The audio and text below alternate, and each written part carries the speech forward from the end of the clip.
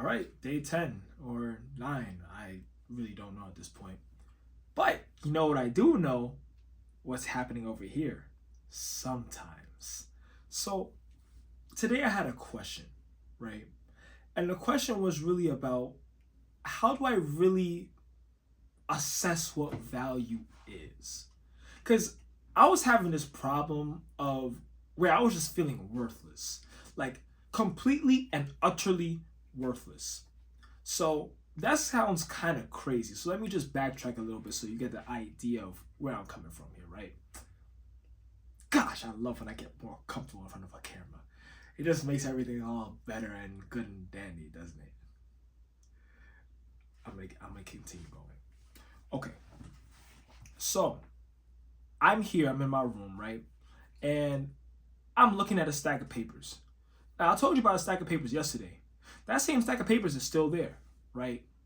So internally, I feel like absolute garbaggio, right? And I feel like garbaggio because I'm like, why didn't I do something about that?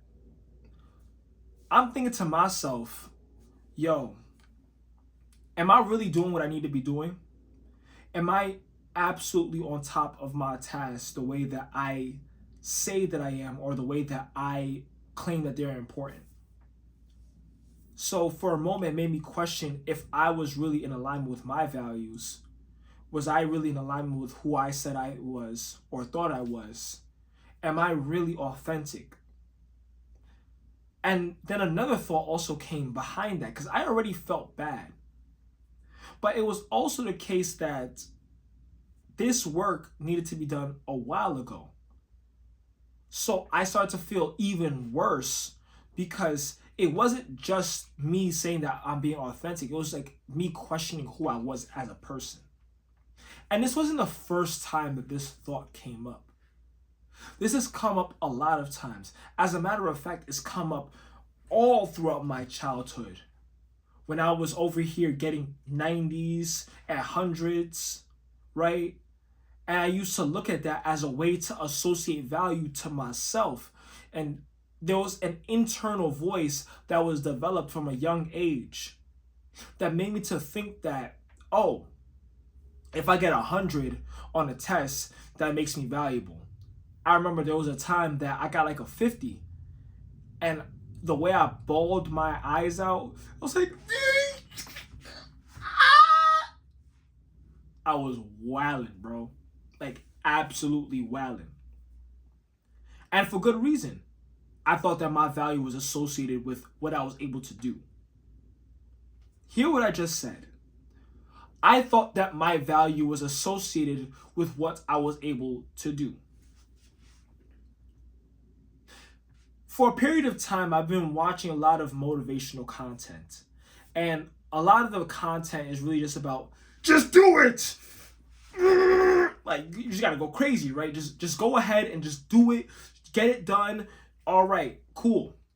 Now, here's the part that I have a personal problem with. This mindset of just do it is absolutely true. Just do. Do it. It's good that you do things. That doesn't just stay in your mind. The issue then becomes when you start to associate your value with what you do. So a lot of the content was like, oh, like I remember I was listening to, I don't even know who was talking at this point in time.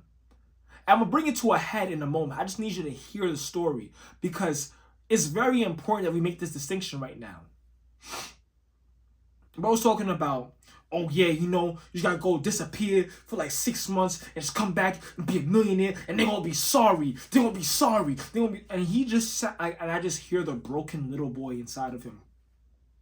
But this is the content that we are said that we're supposed to ingest because it enforces movement and it says, oh, be a man, grow up, take action, that your value is going to come from the things that you do, that the society that we live in today often tells us that we're worthless. And I say that specifically as a black man, right? That if you don't have a fresh lineup, if you don't have the new J's, if you don't have an expensive jacket, if you don't have money, if you don't have all of these things, if you don't have a beard, if you don't have all of these things, you don't have a car, you don't have a few, like, you're automatically not deemed as valuable. And you don't have to go very far in order to reaffirm this false belief. For women, it's different. For women, a lot of women are often valued upon their beauty, how they look outwardly. All of these things that lead towards a conditional way of living life, of truly transactional way of living this life. And I'm not saying it from a standpoint of, oh, I'm better than this, because I'm a human being. And I also have these same problems. I also think the same way. Because such is the nature of this flesh that we live in. We're constantly looking for things that are going to satisfy us, but we're not thinking about what the greater whole is really lacking and how we can give instead of take. This idea of what we determine as valuable, of what we determine as what success ought to be, what it should look like. So when I go back to me feeling worthless at the beginning of today, it really rooted in this underlying belief system that makes me to believe that if I don't do something, then I don't have value. And conversely, if I don't do it right, or that if I do it, then I have the risk of then lowering my personal value, because then I give other people the opportunity to see where my flaws are, or God forbid, I see my own flaws. And then the perfectionistic attitude that was birthed inside of me to make me feel like I need to perform a certain way, and it gets exacerbated by the ongoing pain of what it means to grow, to fall down and get up. But the pain is so heavy that I refuse to get up, because it's better off that I pretended to be dead. And this is why we have a society in which people are rarely trying to do something new. Because the moment somebody opens their mouth and affirms the fact that they are not yet capable of doing something, now that inner voice has grown legs.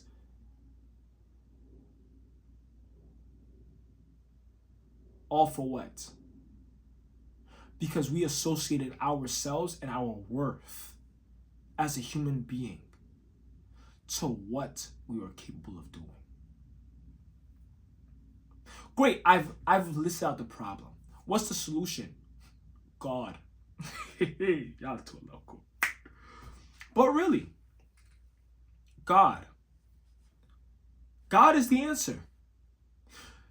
And he's such a complete answer that it's almost uncanny that we have not seen him as the answer before. That I haven't seen him as the answer before. Let me speak for myself, that I haven't seen him as the answer before.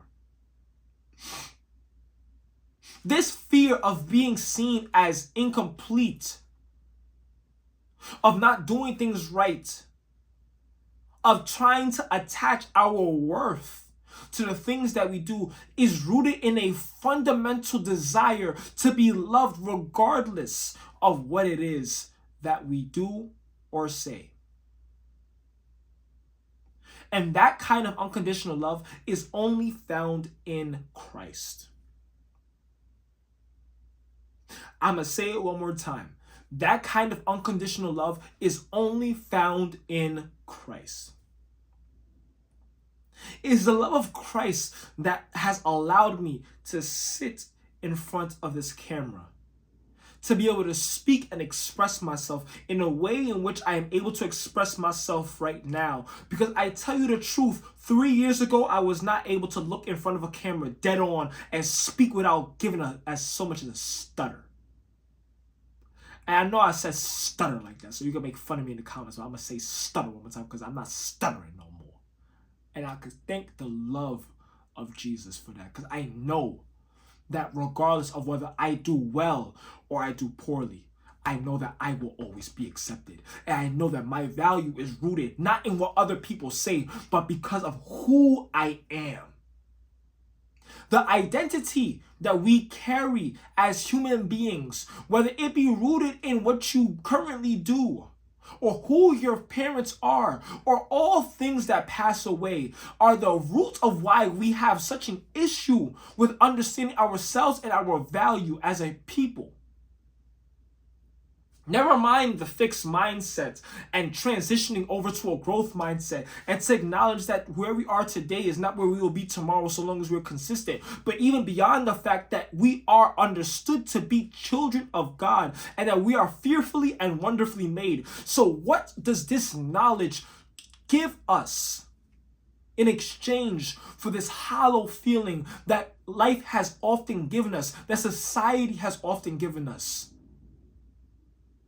It gives us the knowledge to know, the right to know that we are more than what we do. That our value is rooted in who we are. And beyond the fact that, yeah, I didn't do as well today with grading all of this paper. That I didn't do the best with, I don't know, managing my time. That I didn't do the best when it came to doing that test or going back to school or doing all of these things. That I didn't do the best while I was still in college. But that despite all of these things, I know that not only I am still loved, but I know that His mercy and His grace is sufficient for me. And so as much as it is for me, it is also for you.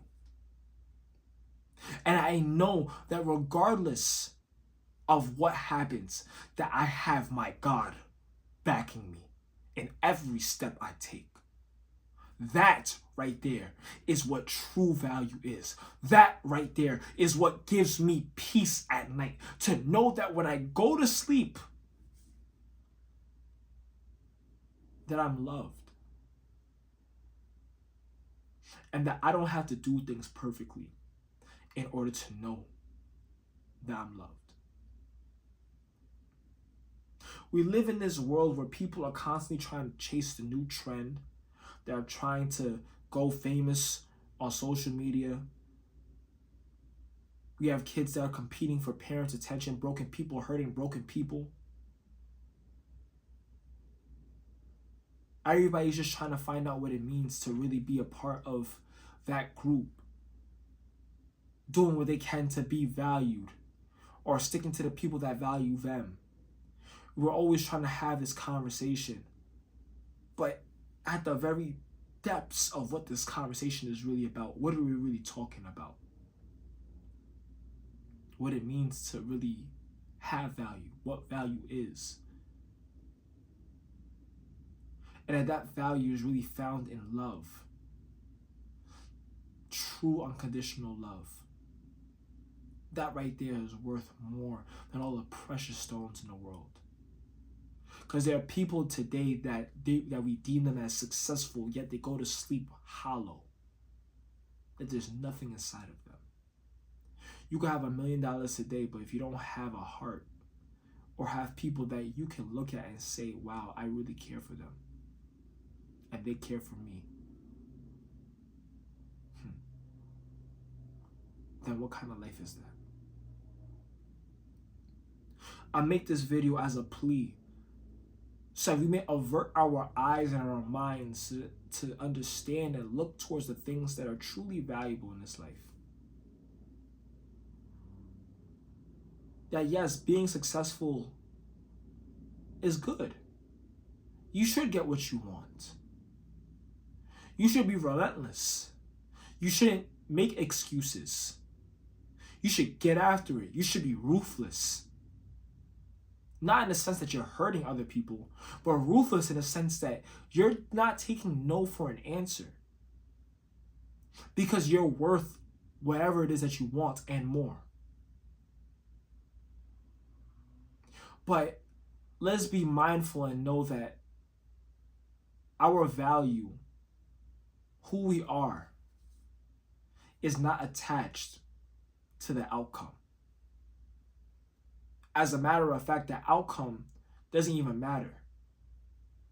The process is what turns us into that person that is worthy of getting the outcome. But even before all of that, the journey itself is not predicated on ascertaining value. Rather, that value is already found inside of you. You are beautiful, you are kind, you are fearfully and wonderfully made. You are made in the image of God, and you are beloved of God. So much so that he sent his only son to die for you. And that he paid the debts of sin and arose again so we may have new life in him.